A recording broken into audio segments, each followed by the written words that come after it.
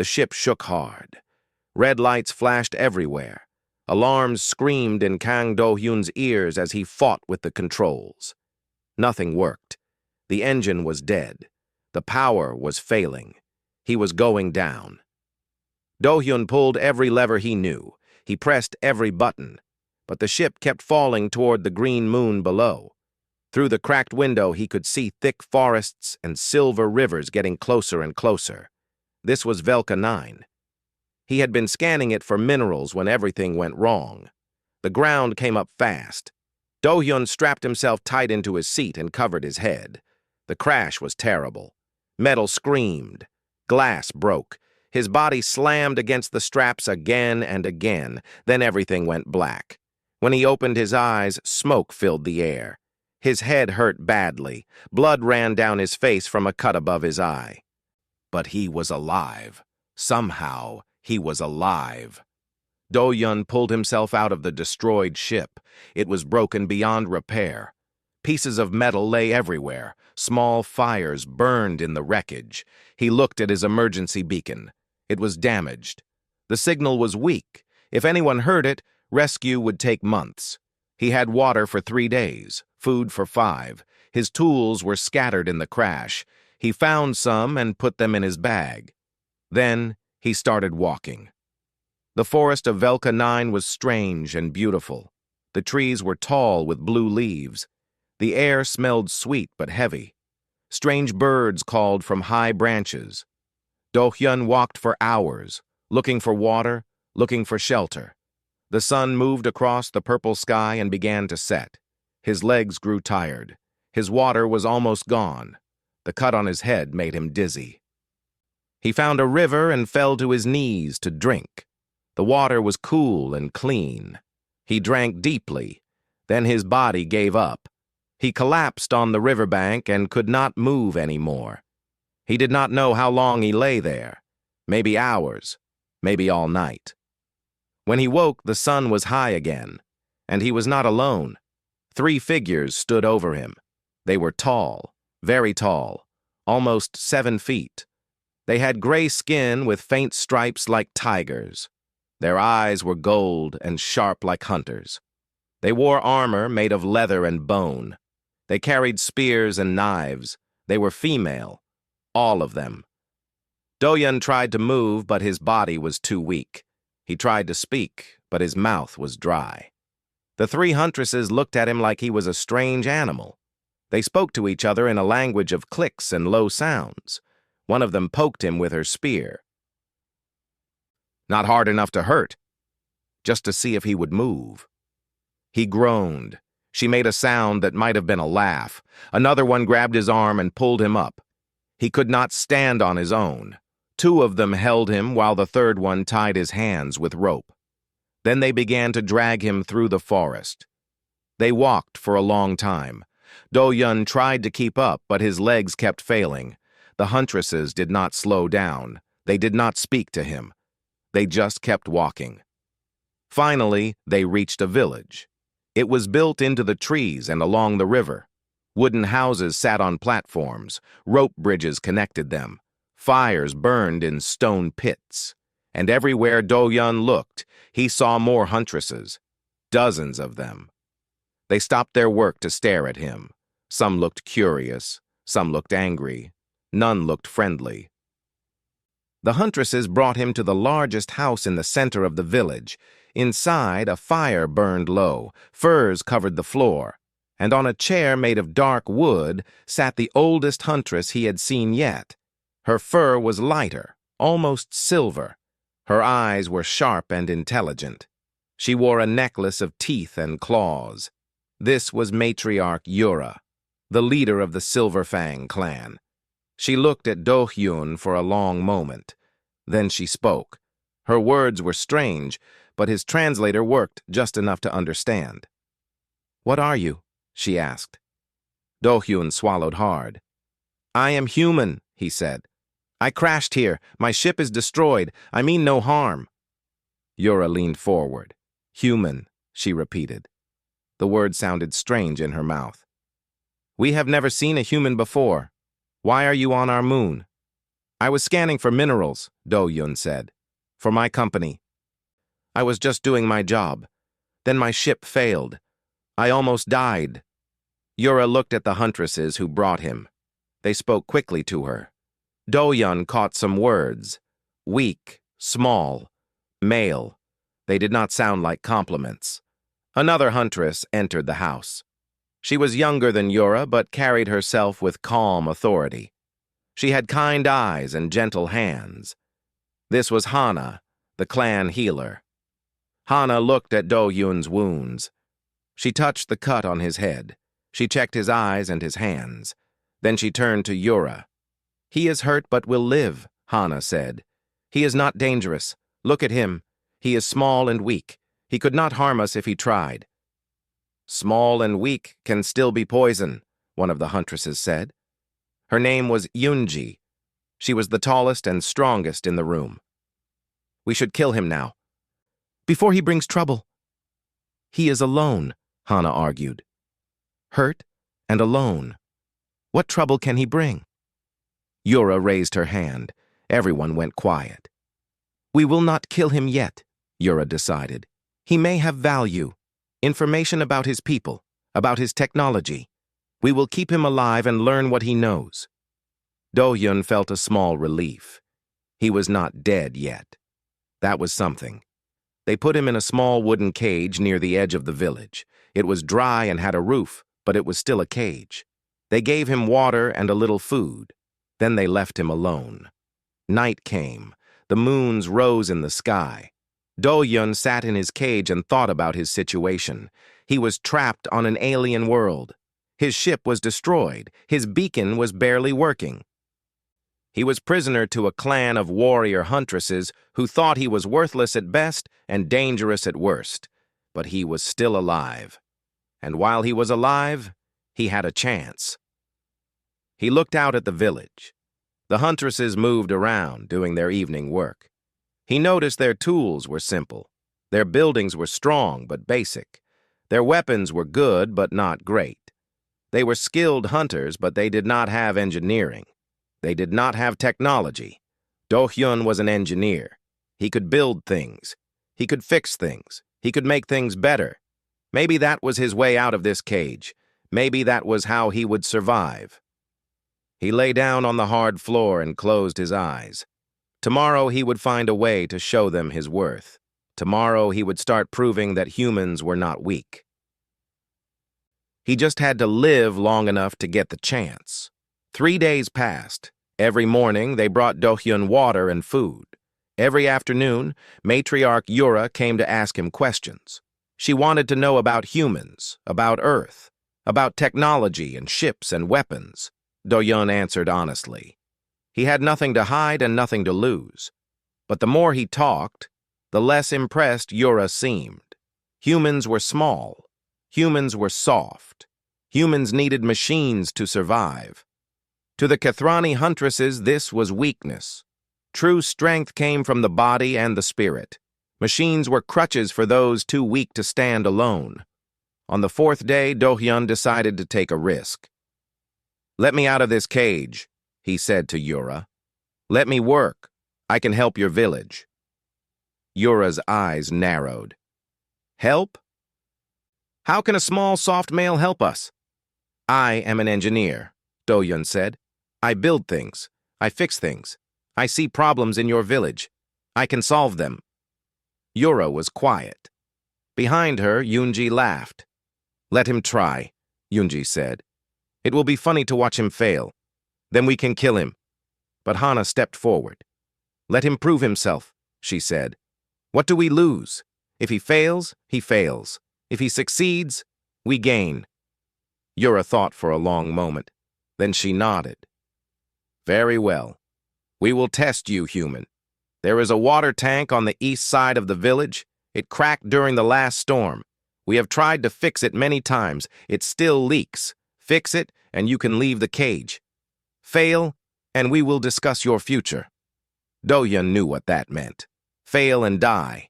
They let him out and took him to the water tank. It was a large stone container that held water from the river. A long crack ran down one side. The huntresses had tried to fill it with clay and mud, but the pressure of the water kept pushing it out. Do-hyun studied the crack carefully. He looked at the materials around the village. He thought about what he knew. Then he got to work. He asked for tree sap, certain kind that was sticky and strong. He asked for reet ash from their fires. He asked for sand from the river. The huntresses gave him these things, but watched him with doubt. Do-hyun mixed the sap, ash, and sand together. He made a thick paste. Then he drained the tank and cleaned the crack completely. He applied his paste deep into the crack, layer by layer. He let each layer dry before adding the next. It took all day. The huntresses grew bored and walked away. Only one stayed to watch.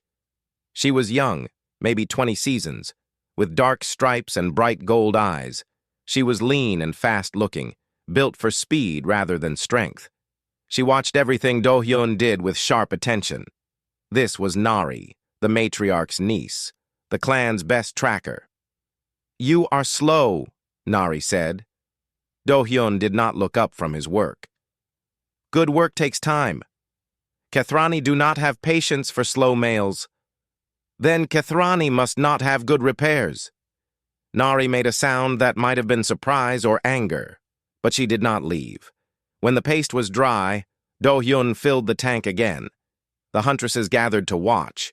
They expected to see water leaking out. They expected to see him fail. But the crack held. The water stayed in. The tank was fixed.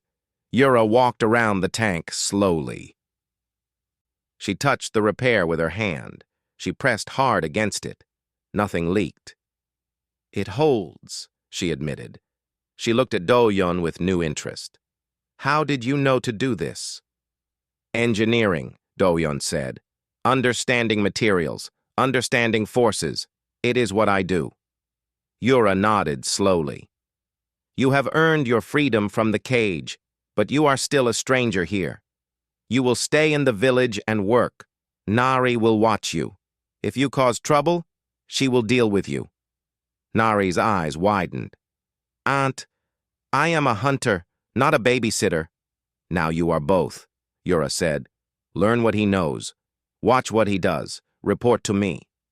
Nari's jaw tightened, but she did not argue with her matriarch. She looked at Do-hyun with cold eyes. "Follow me, human. I will show you where you will sleep." She led him to a small hut on the edge of the village. It was simple but dry and warm, much better than the cage.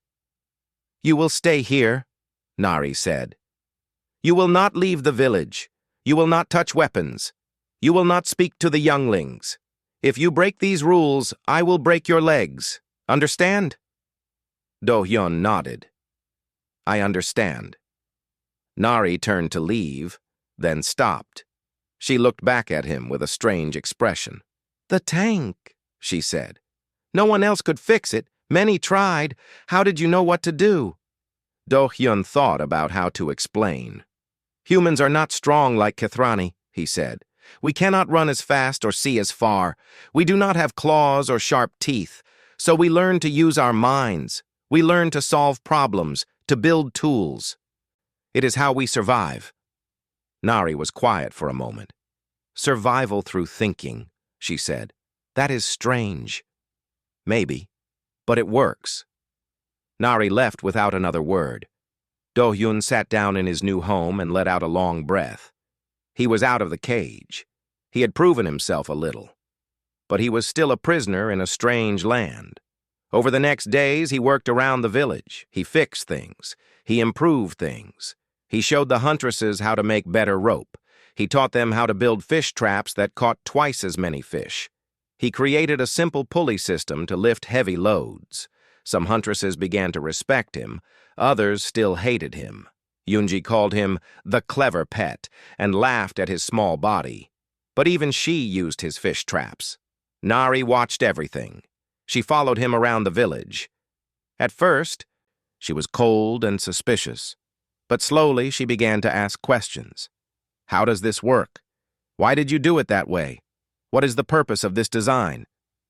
Do-hyun answered all her questions. He found that he enjoyed teaching her. She was smart and quick. She understood things fast. And behind her hard warrior face, he could see curiosity burning bright. One evening, Nari brought him extra food. It was meat from a successful hunt, a gift. "You are strange," she said. "For a male." "Is that bad?" Do-hyun asked. "I do not know yet," Nari said. "Kethrani males are caretakers. They cook and clean and raise younglings. They do not build things. They do not solve problems." "Human males do many things," Do-hyun said. "We cook, we clean, we raise children. We also build and solve and explore." "There is no limit." Nari looked at him for a long time. "No limit," she repeated quietly. Then she stood. "Rest well, human. Tomorrow there is more work." She left. Do-hyun ate the meat she brought. It was good. That night, clouds gathered over the mountains. The wind changed direction. Do-hyun looked at the sky and felt something wrong. The air pressure was changing. The temperature was dropping. Something was coming. Something big. He did not know it yet, but the storm that would change everything was only days away. The signs were small at first.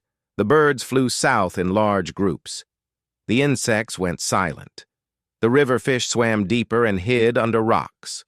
The old huntresses said the weather was changing. They had seen storms before. It was nothing to fear. But Do-hyun watched the sky and felt worry growing in his chest. He had spent 10 days in the village now. The huntresses had grown used to him. Some even liked him.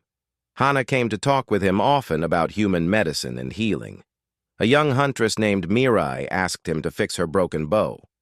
Even matriarch Yura nodded to him when she passed. But Nari was his constant shadow. She followed him everywhere. She watched everything he did. At first it felt like prison, but now it felt almost normal. Sometimes they talked. Sometimes they just walked together in silence. He learned that she had lost her mother young, and Yura had raised her. He learned that she was proud but lonely. The other huntresses respected her skill, but kept their distance. Do-hyun understood loneliness. He had felt it his whole life among humans. Maybe that was why he felt strangely comfortable with Nari. One morning, Do-hyun climbed the watchtower to look at the mountains. The clouds there were dark and thick. They moved in strange patterns, spinning slowly like water going down a drain. Lightning flashed inside them, but there was no thunder yet. His heart went cold. He had seen clouds like this once before, on a human colony world called Thessar 4. The colonists had ignored the warning signs. The storm that came had killed 300 people. Do-hyun climbed down fast and went to find Yura. She was in the meeting hall talking with her senior huntresses. They looked annoyed when he entered. "Human," Yoonji said, "you were not called." "I need to speak with the matriarch," Do-hyun said. "It is important." Yura raised her hand to quiet Yoonji. "Speak." "A storm is coming," Do-hyun said. "A big one. Bigger than anything you have seen. Look at the clouds over the mountains. Look at how they spin. This is not a normal storm. On my world, we call this kind of storm a skybreaker." The huntresses looked at each other. Some smiled. Yoonji laughed. "We have storms every season," Yura said calmly. "We have survived them all. The Silverfang are not afraid of wind and rain." "This is different," Do-hyun insisted. "The air pressure is dropping fast. The temperature is wrong. I have tools in my bag from my ship. They measure these things. This storm will bring wind strong enough to break trees, rain heavy enough to flood the river, lightning that will set fires. If we do not prepare, people will die." The room went quiet. Calling a matriarch wrong was dangerous. Do-hyun knew it, but could not stay silent. Yura studied him with hard eyes. "You have been here 10 days, human. We have been here for generations. Do not tell us about our own sky." "Then let me show you," Do-hyun said. "Let me prove it." Yura was quiet. Then she nodded. Show me. Do-hyun got his instruments. They were damaged in the crash, but they still worked enough. He showed Yura the pressure readings. He showed her the temperature changes. He drew pictures of how storms formed and how this one was different. Yura listened. She was smart. She understood what he was saying, even if she did not want to believe it. Even if you are right, she said, what can we do? We cannot stop a storm. No, Do-hyun agreed. But we can prepare. We can make shelters stronger. We can protect the food stores. We can dig channels to move flood water away. We can put up lightning rods to catch the electricity before it hits the buildings. We have 3 days. Maybe 4. It is enough time if we start now. Yura looked at her huntresses. They looked uncertain. This was not their way. They were warriors. They faced danger head-on. They did not hide from it. Yoonji spoke first. This is coward talk. We do not cower from weather. We are Kathrani. Being brave does not mean being stupid, Do-hyun said. He knew it was a mistake the moment the words left his mouth. Yoonji moved fast. She grabbed him by the throat and lifted him off the ground. His feet kicked in the air. Her claws pressed against his skin. Say that again, little male, she growled. I dare you. Do-hyun could not breathe. Black spots swam in his eyes. But he did not look away from Yoonji's golden stare. Enough. The voice was calm but hard. Everyone turned. Nari stood in the doorway. Her eyes were fixed on Yoonji. Put him down. Yoonji laughed. Why? Do you want him for yourself? He is my responsibility, Nari said. The matriarch gave him to me to watch. If anyone punishes him, it will be me. Yoonji looked at Yura. The matriarch nodded once. Yoonji dropped Do-hyun to the floor. He gasped for air, rubbing his throat. Nari walked forward and looked down at him. Get up, she said. Show me these clouds. Show me why you think you know better than us. Do-hyun got to his feet slowly. His legs were shaking, but he kept his voice steady. Come with me.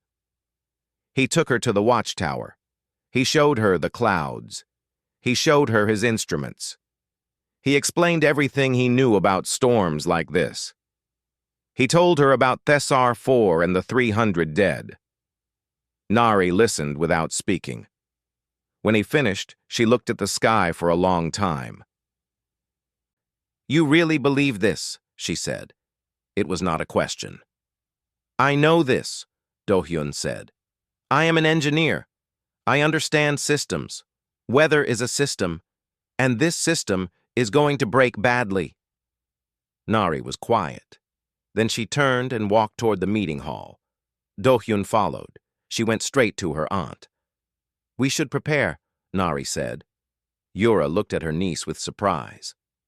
You believe him? I believe his fear is real, Nari said. And he has been right before. The water tank, the fish traps, the pulley. He sees things we do not. If he is wrong about the storm, we lose a few days of work. If he is right and we do nothing, we lose everything. Yura considered this. She looked at Do-hyun. She looked at the other huntresses. Finally, she stood. Very well, she said. Human, you have 3 days. Prepare us for your storm. Nari will help you. I will ask others to volunteer. But I will not force anyone. That is enough, Do-hyun said. Thank you. As they left the meeting hall, Nari walked beside him. If you are wrong about this, she said quietly, Yoonji will kill you, and I will not stop her. I am not wrong, Do-hyun said. Nari looked at him with those sharp gold eyes. Then let us hope you are as clever as you think you are. The clouds over the mountains grew darker. The wind began to blow. The storm was coming, and Do-hyun had 3 days to save a village that did not trust him. Do-hyun did not sleep that night. He sat in his hut with a piece of flat bark and a burnt stick, drawing plans. Where to build shelters, where to dig channels, where to put lightning rods. Every hour mattered. Every decision mattered. One mistake could cost lives. Nari came at first light. She looked at his drawings and nodded slowly. "Tell me what to do." They started with the shelters. The village houses were built on wooden platforms. They were good for normal weather, but they would not survive the winds that were coming. Do-hyun needed to create safe places underground or against the stone hillside where the wind could not reach. He found a place where the hill made a natural wall. He showed Nari how to dig into the earth to make a shelter. They would cover it with wood and stone and soil. It would be ugly but strong. "We will need many hands," Nari said. "Can you get them?" Nari went to ask for volunteers. She came back with 8 huntresses. Not many, but it was a start. Hana was one of them. Mirai was another. Do-hyun explained the work. Some huntresses understood. Some looked confused. None of them were used to taking orders from a male. But Nari stood beside him and repeated his words in ways they understood better. Slowly, they began to dig. The work was hard. Do-hyun worked alongside them, even though his body was weaker. He could not dig as fast or carry as much, but he did not stop. The huntresses noticed. They did not say anything, but they nodded at him with something like respect. By midday, they had the first shelter dug. Do-hyun showed them how to build the roof with strong beams and cross supports. He showed them how to pack earth on top to hold it down against the wind. Yoonji came to watch. She stood with her arms crossed, a mocking smile on her face. "You dig like younglings," she said. "This will take forever." Do-hyun ignored her, but some of the volunteers looked ashamed. They dug slower. They doubted themselves.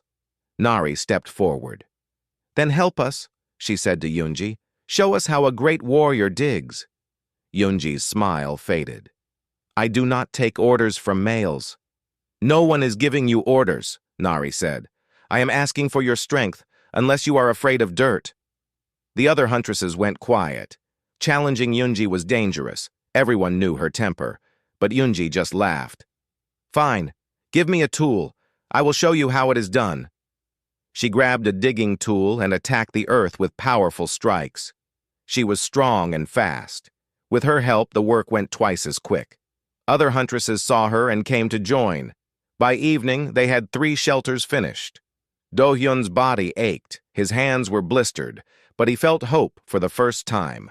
The next day, they worked on the water channels. The river ran past the village on the east side. When the storm came, it would flood. The water would rush through the village and destroy everything. Do-hyun planned channels to guide the floodwater around the village instead of through it. It was simple engineering. Basic physics. Water flows downhill.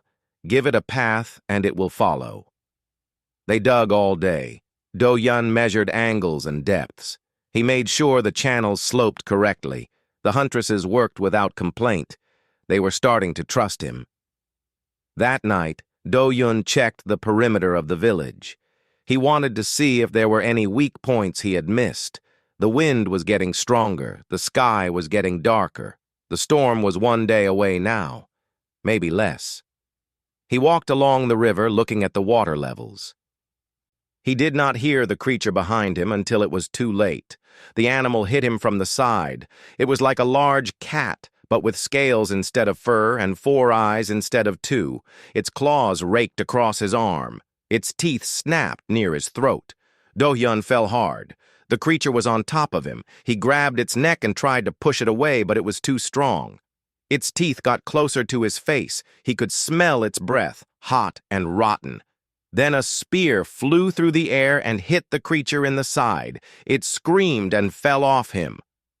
A second later, Nari was there. She pulled her knife and finished the animal with 1 clean cut to its throat. The creature lay still. Nari stood over it, breathing hard. Then she turned to Do-hyun. "You are bleeding," she said. Do-hyun looked at his arm. 3 deep cuts ran from his shoulder to his elbow. Blood flowed freely. The pain hit him all at once, and he gasped. Nari helped him up. She put his good arm around her shoulders and walked him back to the village. Hana was waiting. She cleaned the wound and stitched it closed. The creature's claws were not poisoned, but the cuts were deep. Hana told him to rest. "No," Do-hyun said. "There is too much work. The storm comes tomorrow." "You will bleed to death if you do not rest," Hana said firmly. Nari stepped in. "Then he will direct the work. He will not lift or carry. He will only speak." Hana did not like it, but she agreed. That night, Nari came to his hut. She brought food and clean water for his wound. She sat with him in silence for a while. "You saved my life," Do-hyun said. "You were careless," Nari replied. "You should not go out alone at night." "I was trying to protect the village." Nari looked at him with strange eyes. "Why?" she asked. "Why do you work so hard for us? We put you in a cage. We called you weak and worthless. Some of us wanted to kill you. Why do you care if we live or die?" Do-hyun thought about the question. It was a good question. He was not sure he knew the full answer himself. "Humans protect others," he said finally. "It is what we do. It does not matter if you are my clan or not. You are people. You are in danger. I can help. So I help." Nari was quiet for a long time. The fire crackled between them. Outside, the wind howled louder. "You are strange," she said softly. "Very strange for a male." Do-hyun smiled a little. "You said that before. I mean it more now." She stood to leave. At the door, she stopped. "Rest tonight. Tomorrow the storm comes, and I will need you alive." She left. Do-hyun lay down carefully, trying not to hurt his arm. His body was exhausted. His mind was racing. There was still so much to do. The lightning rods were not finished. The food stores were not fully protected. So many things could still go wrong. But Nari's words stayed with him. "I will need you alive. Not we." She said I. He closed his eyes and tried to sleep. Tomorrow everything would be decided. Tomorrow the skybreaker would arrive, and they would either survive together or die together. There was nothing more he could do tonight except rest and hope that his preparations were enough. The wind outside screamed like a living thing. The storm was almost here.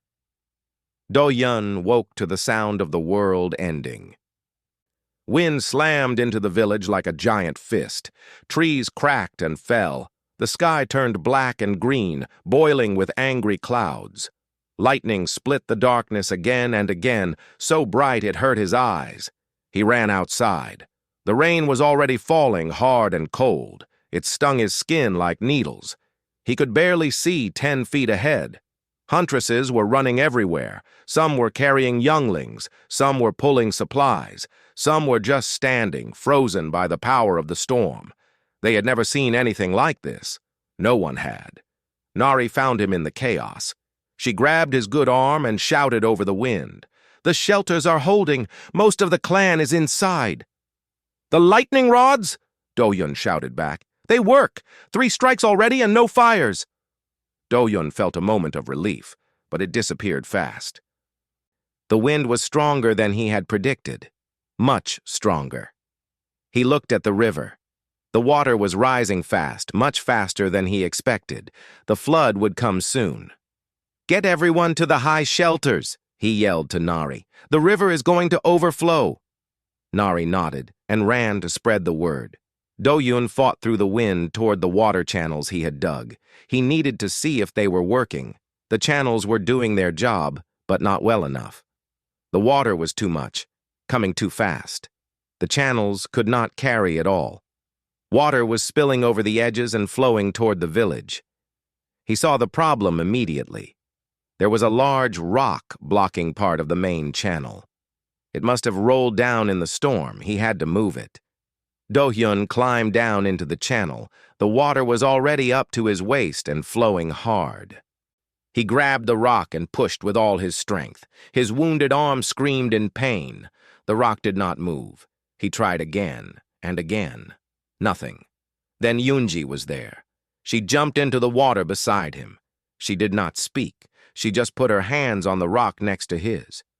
"Together," she said. "Push." They pushed. The rock shifted a little. They pushed again. Harder. Do-Yun's vision went white with pain, but the rock moved. It rolled out of the channel and the water rushed through, flowing away from the village.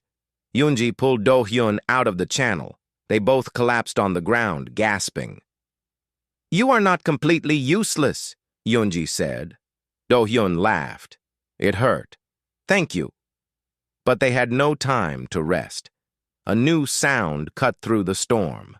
Screaming. It came from the healer's lodge, the building near the river where Hana kept her medicines and treated the sick. There were injured huntresses inside. There were younglings. And the river was overflowing its banks. Do-Hyun ran toward the sound. The water was everywhere now, knee-deep and rising. He reached the lodge and saw the problem. The building was flooded. Water poured in through the door. Hana was inside with 5 younglings and 2 injured huntresses. They could not get out. Do-Hyun had built an emergency spillway behind the lodge for exactly this situation, a secondary channel that could take the overflow if the main channels failed, but it was blocked by a wooden gate. Someone had to open it. "I need to reach the spillway," Do-Hyun shouted. "The river will sweep you away," Hana shouted back from inside. He looked at the rushing water between him and the spillway gate. It was 20 feet away. The current was strong enough to knock down a huntress. For him, it would be death. But if he did not open that gate, everyone in the lodge would drown. Do-Hyun found a rope in the supplies nearby. He tied one end around his waist and threw the other end to Yoonji. "Hold this. Do not let go." Yoonji caught the rope and braced herself. "You are crazy, human." Probably. He stepped into the flood.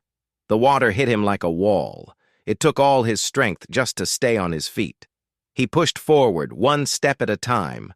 The current pulled at him, trying to drag him down. His wounded arm was useless. He used his good arm to grab anything solid he could find. 10 feet. The water was at his chest now. 15 feet. A branch hit him in the side, and he almost fell. He grabbed a tree root and held on. 20 feet. He reached the spillway gate. It was a simple wooden lever, but it was stuck. Water pressure was holding it closed. Do-Hyun pulled with everything he had. The lever did not move. He changed his position, bracing his back against a rock, and pushed with his legs while pulling with his arm. The lever moved, just a little. He screamed and pulled harder. Something in his wounded arm tore. The pain was blinding, but the lever moved more. And then it released. The gate opened. Water rushed through the spillway, pouring away from the lodge. The flood around the building began to drop. Do-Hyun let go of the lever.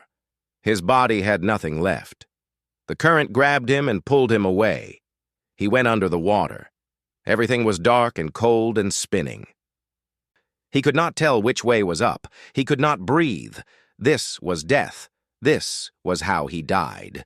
Then something grabbed him. Strong hands pulled him up from the water. Air hit his face and he gasped, choking and coughing. Nari had him. She was in the water with him, holding him against her body, fighting the current with all her strength. The rope around his waist was still connected to Yoonji. Together, they pulled him to shore. He collapsed on the ground. He could not move. He could barely breathe. But he was alive. Nari crouched over him. Water ran down her face. Her gold eyes were wild with something he could not name. "You stupid human," she said. Her voice was shaking. "You almost died." "Did it work?" he whispered. She nodded. "The lodge is safe. Everyone is alive." Do-Hyun closed his eyes. That was all that mattered. Nari did not leave him. She stayed beside him through the rest of the storm, shielding his body with hers. The wind howled, the lightning flashed, the rain fell. But slowly, hour by hour, the storm began to weaken. By nightfall, it was over. The clouds broke apart. The moons appeared in the sky. The wind became soft again. The terrible skybreaker had passed. Do-hyun opened his eyes. He was lying in one of the shelters he had helped build. Hana was there, wrapping his arm with fresh bandages. Nari sat beside him, watching. "How bad?" he asked. "Your arm will heal," Hana said. "But it will take time.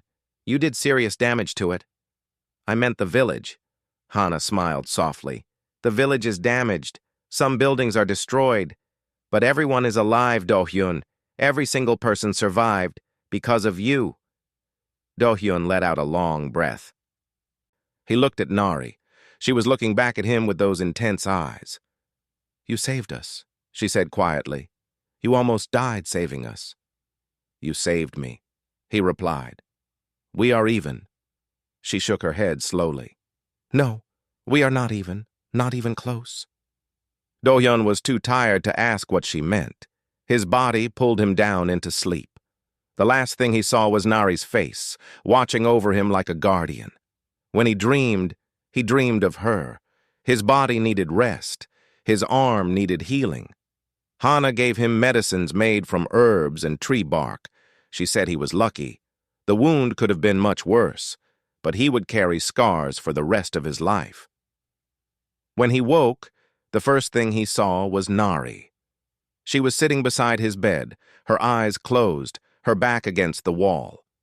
She looked tired, like she had not slept well.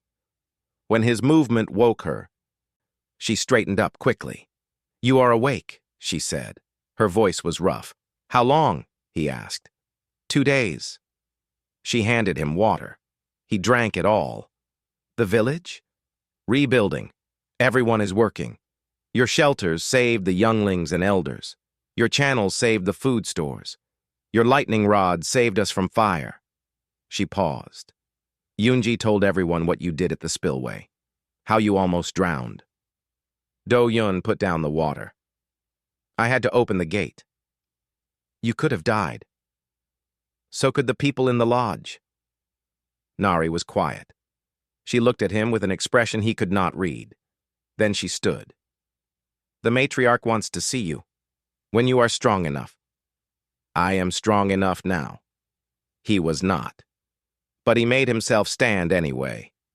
His legs shook. His arm burned. But he walked out of the shelter with Nari beside him. The village looked different. Many buildings were damaged or destroyed. Trees were down everywhere. The ground was covered in mud and broken branches. But huntresses were working. They were clearing debris. They were rebuilding walls. They were carrying supplies. And when they saw Do-hyun, they stopped. He expected anger. He expected suspicion. But instead, the huntresses looked at him with something else, something that looked like respect. One of them, a young huntress named Gina, bowed her head as he passed. Others followed. Do-hyun did not know what to say. He just kept walking toward the meeting hall. Matriarch Yura was waiting for him. She stood in the center of the hall, surrounded by her senior huntresses. Yoonji was there. Hana was there. The whole village seemed to be watching from outside. Yura looked at Do-hyun for a long moment. Then she spoke. "Human. Kang Do-hyun. You came to us as a stranger. We put you in a cage like an animal. We called you weak. We called you worthless. We did not trust you." She paused. "We were wrong." The hall went completely silent. "You saw the storm when we did not," Yura continued. "You prepared us when we would not listen. You worked until your body broke. You nearly died to save our younglings and our healer." She took a step toward him. "You have proven yourself. Not as a human, not as a male, but as a protector, as a friend, as one of us." She reached up and removed a claw from her necklace. It was old and yellow, from some great beast killed long ago. She held it out to him. "I name you Friend of Silver Fang," she said. "This title has not been given to an outsider in 4 generations. You have earned it. Take it."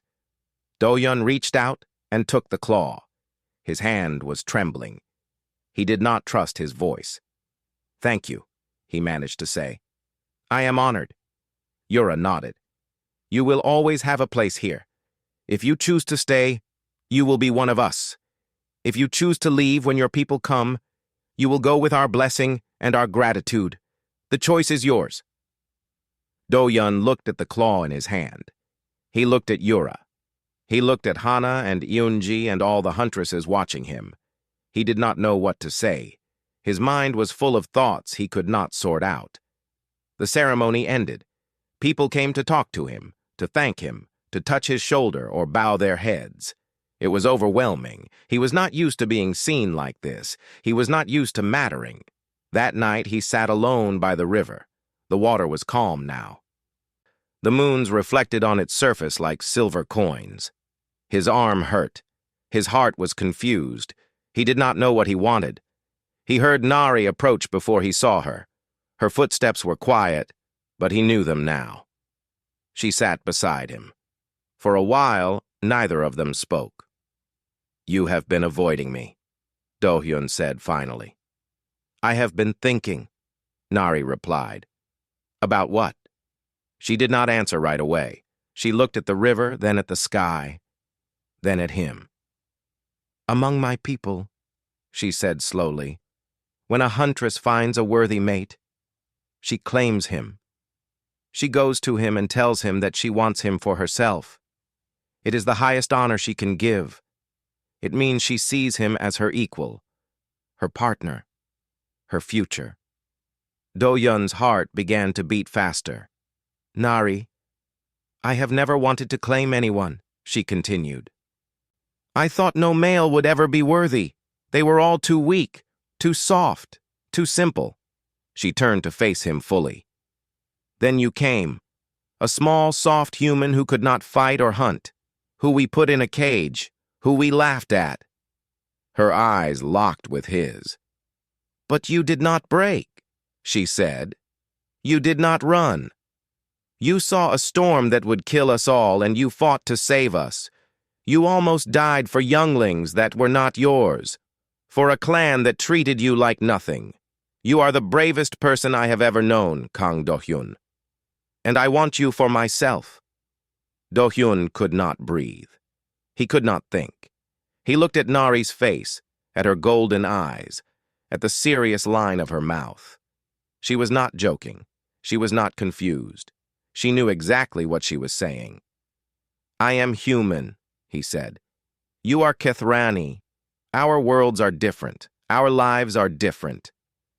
I do not even know if my people will come for me. I do not know what the future holds." Nari moved closer to him. She took his hand in hers. Her skin was rough and warm. "The future is uncertain for everyone," she said. "Storms come. Things change. What matters is now. What matters is who stands beside you. I choose you, if you will have me." Do-Yun looked at their hands together. Human and Kethrani, small and tall, soft and strong. So different, and yet somehow not different at all. He thought about his life before, his lonely job, his empty apartment, his days that all blurred together. He thought about the fear he felt in the crash, the pain he felt in the cage, the pride he felt when the tank was fixed, the hope he felt when the shelters held. He thought about Nari, her sharp eyes, her brave heart. Her hand reaching into the flood to save him. "Yes," he said, "I will have you." Nari's face changed. The hard warrior mask broke open. She smiled, a real smile, bright and warm and full of joy. She leaned forward and pressed her forehead against his. It was a Kethrani gesture of deep affection. He closed his eyes and felt her closeness. For the first time since he crashed on this moon, Do-Hyun felt like he was exactly where he was supposed to be. The village needed to be rebuilt. Every day, Do-Hyun worked alongside the Huntresses. His arm healed slowly, but he did not let that stop him. He designed better buildings. He created stronger foundations. He taught them how to make walls that would resist wind and water. Nari was always with him. They worked together, ate together, talked together. The clan saw them and knew what it meant. Some were surprised. Some were curious. But no one challenged it. Nari had made her claim, and Do-hyun had accepted. That was final. Matriarch Yura gave them her blessing. She told Nari that she had chosen well. She told Do-hyun that he had proven himself worthy of her best tracker. It was high praise from a Kethrani leader. Yoonji was the most surprising. She came to Do-hyun one evening while he was working on a new tool. "I was wrong about you," she said. The words seemed difficult for her. "I thought you were weak. I thought all humans were weak. But you have more strength than many huntresses I have known. Just a different kind of strength." Do-hyun nodded. "Thank you, Yoonji. That means a lot." She punched his good shoulder, hard. "Do not let it go to your head." But she was smiling when she walked away. Life became good, better than good.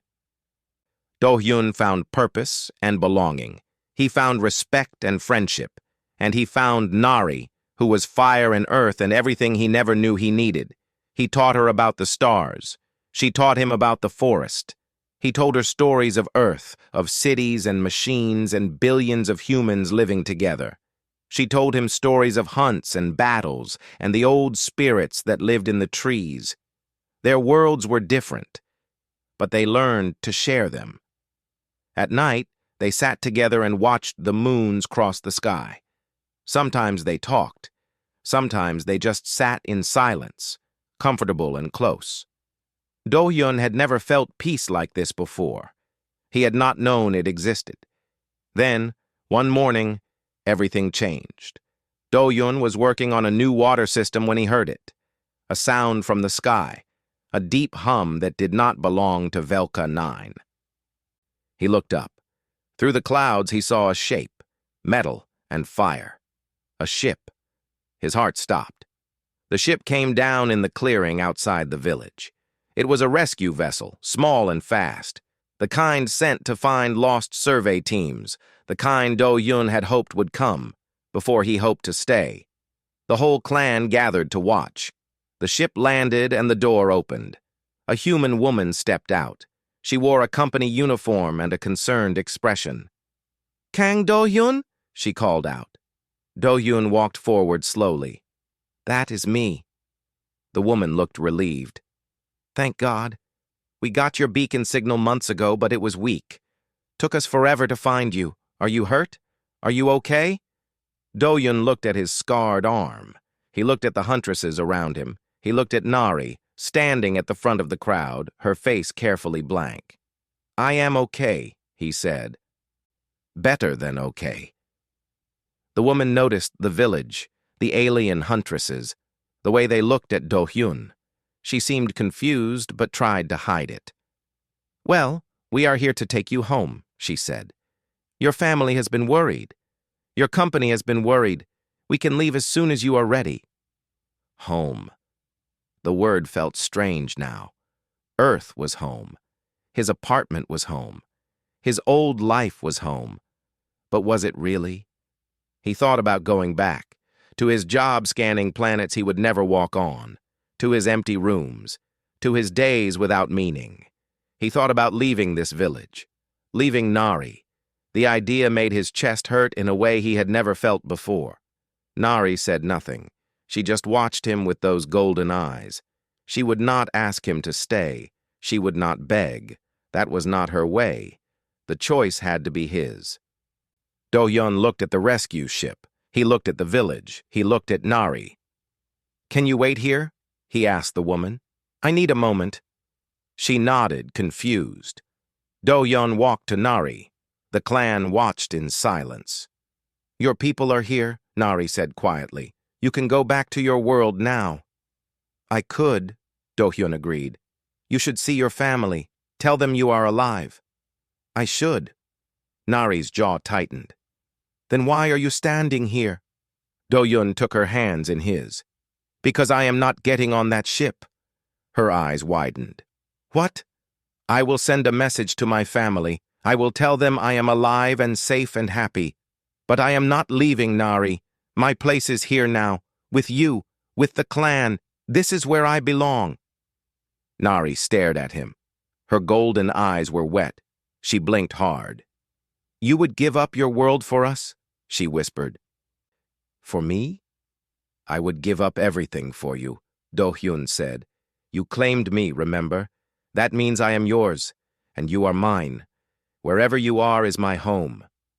Nari made a sound that was half laugh, half cry. She pulled him into her arms and held him tight. Around them, the Huntresses began to cheer. Even Yoonji was smiling. Matriarch Yura walked forward. She looked at the rescue woman, then at Do-hyun and Nari. "I take it he is staying?" Yura asked. Do-hyun nodded. "If you will have me." "We already have you," Yura said. "You are Silverfang now. You always will be." Do-hyun went to the ship one last time. He recorded a message for his family. He told them he was alive. He told them he was happy. He told them he had found something he never knew he was looking for. He asked them to understand. He asked them to forgive him. Then he gave the rescue woman the message and the coordinates of the village. "In case anyone wants to visit," he said with a small smile. The woman looked at him like he was crazy. Maybe he was, but he had never been more sure of anything in his life. The ship took off and disappeared into the clouds. Do-hyun watched it go. He felt no regret, only peace. Nari came to stand beside him. She took his hand. "Are you sure?" she asked. "Completely." That evening, Matriarch Yura held a ceremony. She formally inducted Do-hyun into the Silverfang clan as Nari's partner. The Huntresses sang songs and told stories and drank strong drinks. Do-hyun's head spun, but his heart was full. Later, he and Nari walked to the edge of the village. They stood on a hill and looked out at the valley below. The forest stretched endlessly. The river sparkled in the moonlight. The sky was full of stars. "Do you miss them?" Nari asked. "Your people? Your stars?" Do-hyun looked up at the sky. He could see his galaxy somewhere out there, Earth and its billions of humans all searching for something. "Humans have always searched the stars," he said. "We search for meaning, for connection, for home." He looked at Nari. "I found all of that here.